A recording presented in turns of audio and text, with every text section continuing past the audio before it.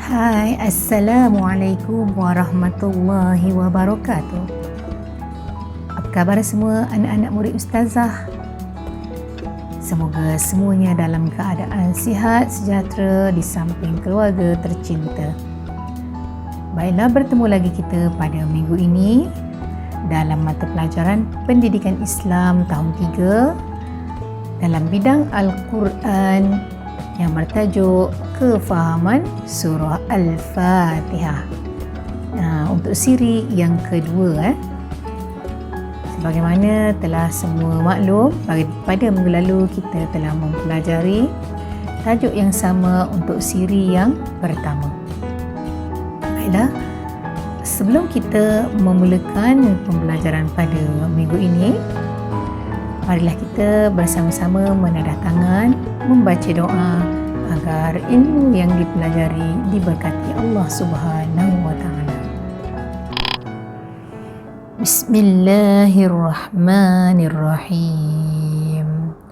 Allahumma aftah alaina hikmataka wanshur alaina min khazaini rahmatika ya arhamar rahimin.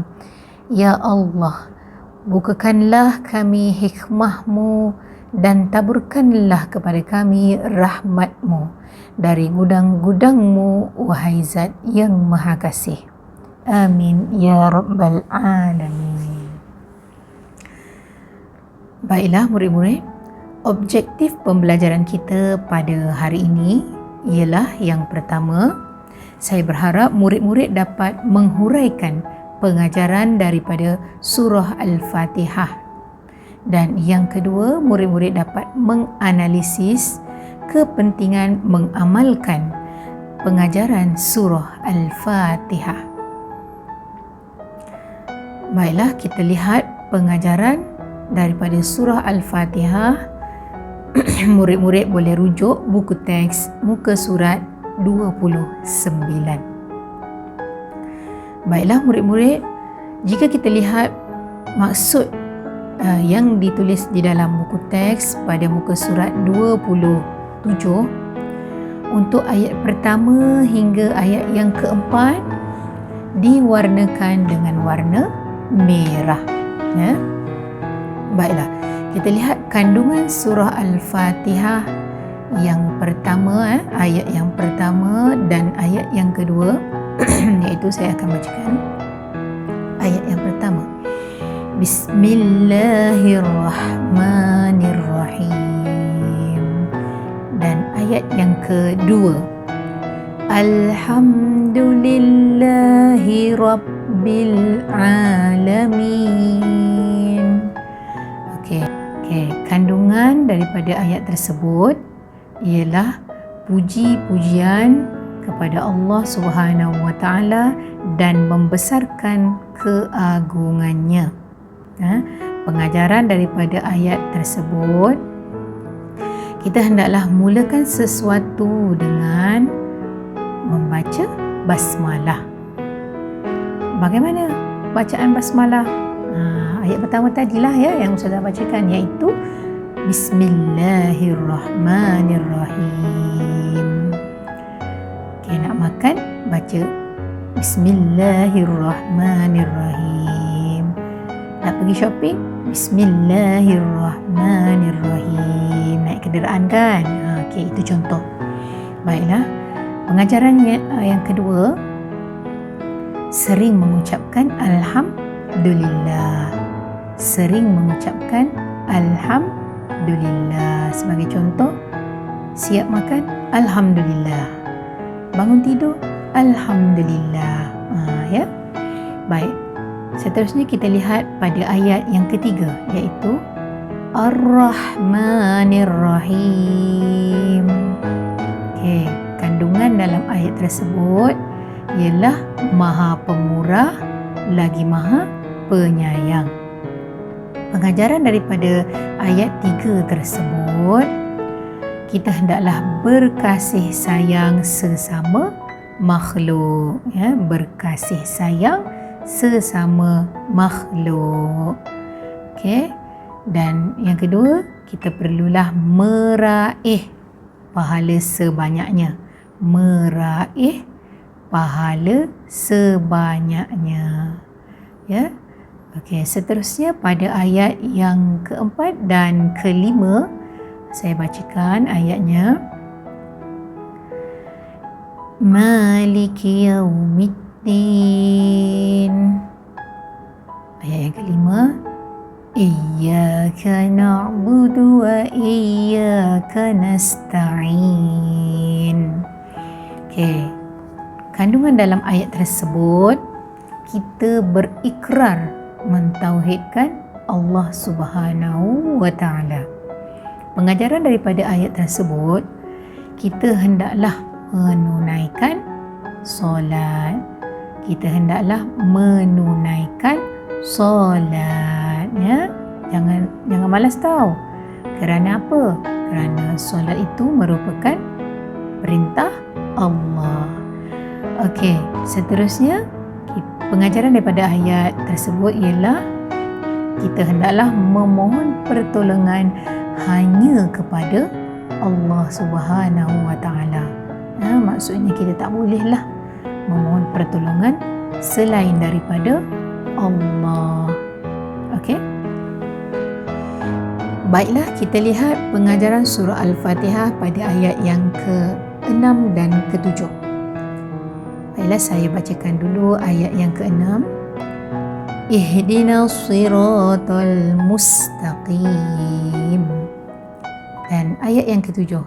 Siratal ladzina an'amta 'alaihim ghairil maghdubi 'alaihim waladdallin.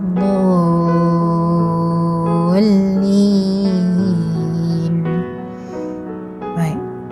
Kandungan daripada ayat tersebut ialah doa diberikan hidayah dan berada di jalan yang diredai Allah Subhanahu wa taala. Pengajaran daripada ayat tersebut, kita hendaklah belajar agama. Kita hendaklah belajar agama, iaitu agama Islam. Habis tu tak boleh ke belajar pelajaran lain, Ustazah? Bukan. Maksudnya kita perlulah seimbangkan pelajaran duniawi dan pelajaran ukhrawi, iaitu agama Islam. Okey. Pengajaran yang seterusnya ialah kita hendaklah berkawan dengan rakan yang baik. Bersahabat dengan rakan yang baik, supaya kita berada dalam keridaan Allah Subhanahu wa taala. Baiklah. Sekarang kita lihat pula kepentingan mengamalkan pengajaran daripada surah Al-Fatihah. Ada 4. Ada 4 kepentingan. Iaitu yang pertama. Kepentingan yang pertama, kita mengakui keagungan dan kebesaran Allah. Mengakui keagungan dan kebesaran Allah. Yang kedua, kita hendaklah berusaha meningkatkan amalan. Berusaha meningkatkan amalan. Amalan tu maksudnya perbuatan-perbuatan yang baik. Contohnya mengaji, bersedekah, berzikir, perbuatan yang baik, amalan. Seterusnya, kepentingan yang ketiga ialah membentuk akidah yang mantap. Membentuk akidah yang mantap, iaitu kukuh. Dan kepentingan mengamalkan pengajaran surah Al-Fatihah yang keempat, ialah akhlak mulia diamalkan. Akhlak mulia diamalkan. Sebagai contoh,